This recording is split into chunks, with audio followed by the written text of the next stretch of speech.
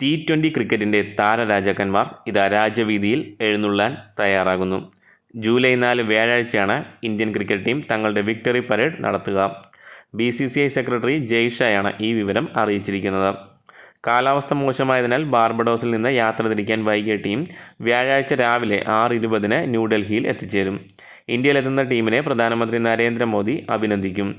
മഹാരാഷ്ട്രയിലായിരിക്കും വൈകിട്ട് 5 victory parade നടക്കുക. ശേഷം മറൈൻ ഡ്രൈവിലും വാങ്കഡെ സ്റ്റേഡിയത്തിലും ടീം എത്തിച്ചേരും. കമ്മിങ് ഹോം എന്ന തലക്കെട്ടോടെ രോഹിത് ശർമ്മ വിമാനത്തിൽ നിന്നുള്ള ദൃശ്യങ്ങൾ പങ്കുവച്ചിരുന്നു. BCCI പ്രത്യേകം ചാർട്ട് ചെയ്ത ഫ്ലൈറ്റിൽ കളിക്കാരും സപ്പോർട്ടിംഗ് സ്റ്റാഫും പ്ലെയേഴ്സിൻ്റെ ഫാമിലിയും ബോർഡ് ഒഫീഷ്യൽസും ട്രാവലിംഗ് മീഡിയ സ്റ്റാഫും ഉണ്ടായിരിക്കും.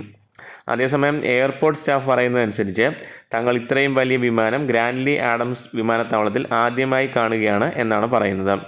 2007 മഹേന്ദ്ര സിംഗ് ധോണിയുടെ നേതൃത്വത്തിൽ ഇന്ത്യൻ ടീം പ്രഥമ T20 കിരീടം നേടിയപ്പോഴും ഇതേപോലെ വിക്ടറി പരേഡ് നടത്തിയിരുന്നു.